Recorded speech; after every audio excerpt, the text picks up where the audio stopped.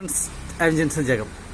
യേശുക്രിസ്തു പ്രവർത്തിച്ച ഒരു 32 നല്ല കാര്യങ്ങൾ ആചാര്യ വിനോദസ്വാമിക്ക് പറഞ്ഞു കൊടുക്കാമെന്ന് ഞാൻ വാക്കുകൊടുത്തായിരുന്നു.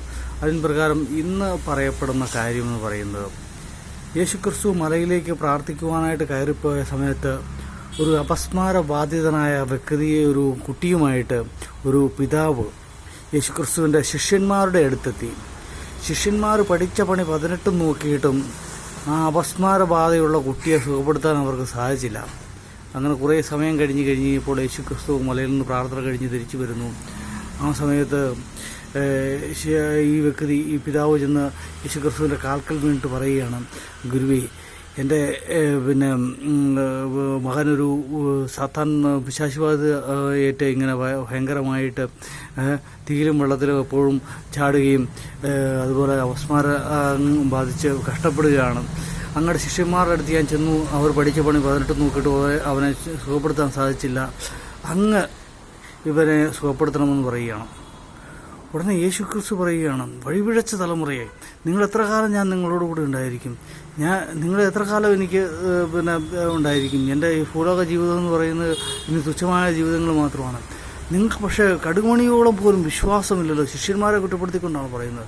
നിങ്ങൾക്ക് അവരെ സുഖപ്പെടുത്തുവാൻ സാധിക്കാത്തതിന് ഒരു കാരണം എന്ന് പറയുന്നത്, നിങ്ങൾക്ക് അല്പം പോലും വിശ്വാസം, ദൈവം എൻ്റെ പ്രാർത്ഥന കേട്ട് അവരെ പുറത്താക്കും എന്നുള്ള വിശ്വാസമില്ലാത്തതുകൊണ്ടാണ് നിങ്ങൾക്ക് അവരെ പുറത്താക്കുവാനായിട്ട് സാധിക്കാതിരുന്നത്.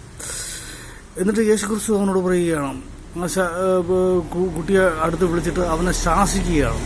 അവൻ്റെ ഉള്ളിലെ സാത്താനിക ശക്തികളെ ശാസിച്ചുകൊണ്ട് യേശു പറയുന്നു, അവനിൽ നിന്ന് വിട്ടുപോവുക എന്ന് പറയുമ്പോഴേക്കും ആ നിമിഷം തന്നെ അവനെ തള്ളി നിലത്തിട്ടിട്ട് ആ സാത്താൻ ആ കുട്ടിയുടെ ദേഹത്തു നിന്നും പിരിഞ്ഞു പോവുകയാണ്. അങ്ങനെ അവനെ സുഖപ്പെടുത്തി കഴിയുമ്പോൾ യേശുക്രിസ്തു അവനെ പൂർണ്ണ ആരോഗ്യവാനായി ആ പിതാവിൻ്റെ കയ്യിൽ കൊടുത്തിട്ട് പറയുകയാണ്, ഈ കടുകുമണിയോളമെങ്കിലും ഒരു വിശ്വാസം നിങ്ങൾക്കുണ്ടെങ്കിൽ ഈ മലയോട് പോയി സമുദ്രത്തിൽ പതിപ്പിക്കുക, അല്ലെങ്കിൽ ഈ സിക്കമൂർ വൃക്ഷത്തോട് പോയി കടലിൽ പോയി വേര് പിടിക്കുക എന്നൊക്കെ പറഞ്ഞു കഴിഞ്ഞാൽ അത് നിങ്ങളെ അനുസരിക്കും.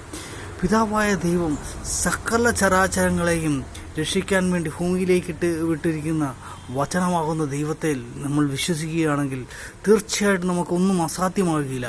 ഫിലിപ്പിയ ലേഖനത്തിൽ പറയുന്നത് പോലെ, I can do everything through Christ who strength me എന്ന് പറഞ്ഞാൽ എനിക്കെല്ലാം സാധ്യമാകും എന്നെ ശക്തനാക്കുന്നവനായ എൻ്റെ നസ്രായനായ യേശുക്രിസ്തുവിലൂടെ എനിക്കെല്ലാം സാധ്യമാകും. ഒന്നും ഇമ്പോസിബിൾ ആയിരിക്കില്ല. നമ്മൾ ചോദിക്കുന്ന എന്തും നമുക്ക് കിട്ടും. പക്ഷെ നമുക്ക് വിശ്വാസം ഉണ്ടായിരിക്കണം. തൻ്റെ ഏകജാതനെ ഭൂമിയിലേക്ക് നൽകാൻ ദൈവം തയ്യാറായി എന്നുള്ളത്.